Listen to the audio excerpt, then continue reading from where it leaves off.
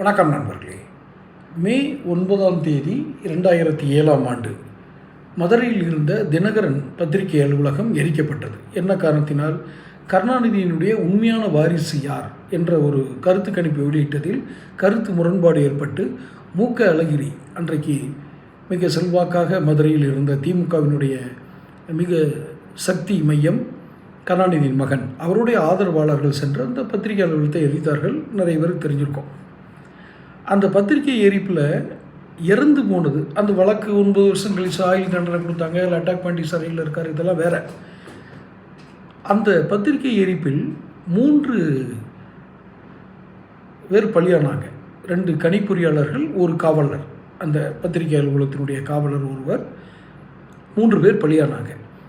இந்த 3 பேருக்கும் இமிடியேட்டாக 10 லட்சமோ 20 லட்சமோ அனௌன்ஸ் வந்து நேரடியாக கொடுத்துட்டு போனார். அன்றைக்கி சன் குழுமத்தினுடைய தலைவராக இருந்த கலாநிதி மாறன். சும்மா விட மாட்டோம் அப்படின்லாம் சொன்னார். சும்மா விட மாட்டோன்னு சொன்னது எதுன்னு தெரியல. அந்த 3 பேர் குடும்பம் இப்போது அந்த 10 லட்சத்தை வச்சு சுபிட்சமாக வாழ்கிறாங்களா? அதுக்கப்புறம் இந்த தீர்ப்பில் என்ன அவங்களுக்கு நிம்மதி கிடைத்தது? இதெல்லாம் இன்று வரை மர்மம். அதன் பின்பு கலைஞர் குடும்பம் ஏதோ ஒரு தருணத்தில் குடும்ப உறுப்பினர்கள்லாம் ஒன்றா கூடினாங்க. அவர் கருணாநிதியினுடைய வார்த்தைகளில் சொல்ல வேண்டும் என்றால், கண்கள் பணித்தது, இதயம் இனித்தது, உறவுகள் கூடியது, ஒன்றா கும்மி அடித்தோம், செத்து போனேன் தான். சிறையில் இருக்கவன் சிறையில் இருக்க வேண்டாம். சிறையில் இருக்கிறவங்களும் செத்து போனவங்களும் அவ்வளோதான், கட்சிக்காக இது பண்ணவங்க. இதில் என்ன இருக்குது?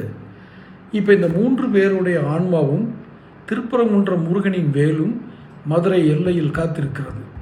என்றைக்கு திமுகவுக்கு வாக்கு கேட்டு ஸ்டாலின் வருகிறாரோ, உதயநிதி வருகிறாரோ, அல்லது முக்கிய தலைவர்கள் வருகிறார்களோ, இந்த 3 பேரின் ஆன்மாவும் வேலும் காத்திருந்து ஆசீர்வாதம் செய்யும். நீதி நியாயங்கள் அல்லவா? இதெல்லாம் யாராவது பேசுவாங்களா? இதை பேசுனா வேண்டிய திரும்ப கமெண்ட் பாக்ஸில் வந்து தற்கொரிய அப்படி இப்படின்னு பேசுவாங்க. அவங்களுக்கு என்ன நோக்கமோ தெரியாது. ஆனால் மக்கள் அந்த தேர்தல் நேரத்தில் மனசாட்சியோடு சிந்தித்து வாக்களிங்க. இவங்களுடைய தொடர் அட்டூழியங்கள்லாம் கொஞ்சம் நஞ்சம் இல்லை. நான் திமுகவுக்கு வாக்களிக்கவே கூடாதுன்னு நான் சொல்லலையா? நீங்கள் வாக்களிக்கிறதா இருந்தால் கூட இதையும் யோசிச்சுக்கிடுங்க. நீங்கள் எந்த கட்சிக்கு வாக்களிக்கிறதா இருந்தாலும் மனசாட்சியோடு யோசிச்சுட்டு வாக்களிங்க. ஏன் இந்த 3 பேர் ஆன்மாவும் திருப்பூர்ன்ற வேலுன்னு சொல்கிறேன்னா, இதில் இருக்க நியாயத்தை பாருங்கள். இந்த கருத்து பிடிச்சிருந்தா தொடர்ந்து கமெண்ட் பாக்ஸில் உங்களுடைய கருத்துக்களை பதிவிடுங்க. தொடர்ந்து பேசுவோம். சேனல் சப்ஸ்கிரைப் பண்ணிக்கோங்க.